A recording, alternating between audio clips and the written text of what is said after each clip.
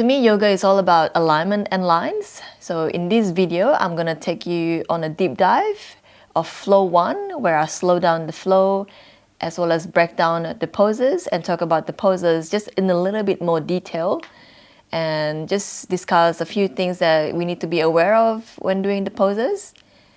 And I'm gonna also talk about the modification for some of the poses. After my deep dive explanation, I'm gonna play the whole modified routine so you get a feel of the whole flow from the beginning until the end. So it starts in a downward facing dog, and you bring your right leg up as high as you can, and that's a three-legged dog. And then next thing is I'm gonna bring my right knees to the outside of my right elbow, and then the left elbow, and then the center. But if that's too much, you can just bring your right knees to your chest, and that's called tiger curl. So when you're doing tiger curl, just make sure you really ground your 10 fingers and really round your upper back so you can really bring your right knees to your chest. So then you step forward, but sometimes it's hard to step forward, so you can guide your right ankle with your right hand.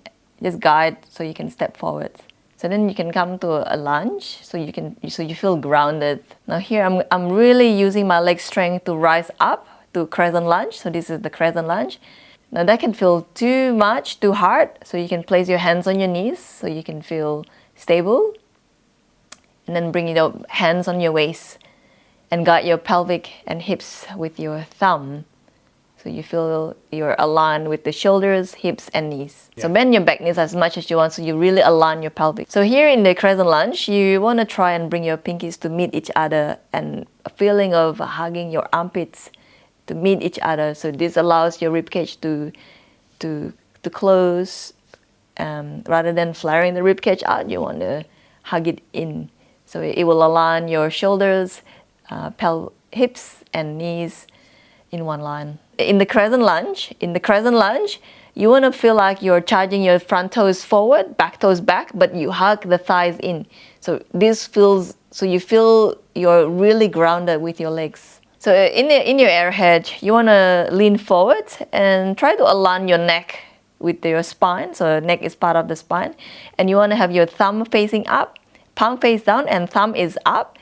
So by having your thumbs up, it allows you to broaden your chest and your shoulders.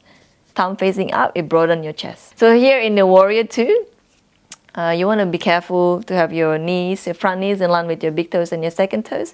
And generally, front leg you always want to external rotate, and back leg internal rotate. This allows your hips to face slightly 45 degrees facing the front of the mat.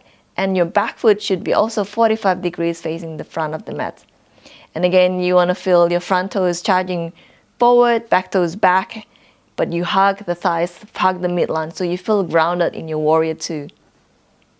And then you flip the palm and come to your warrior 3. And here in your warrior 3, you reach as high as you can, and bottom hand reach down. And you windmill your arms back to your plank.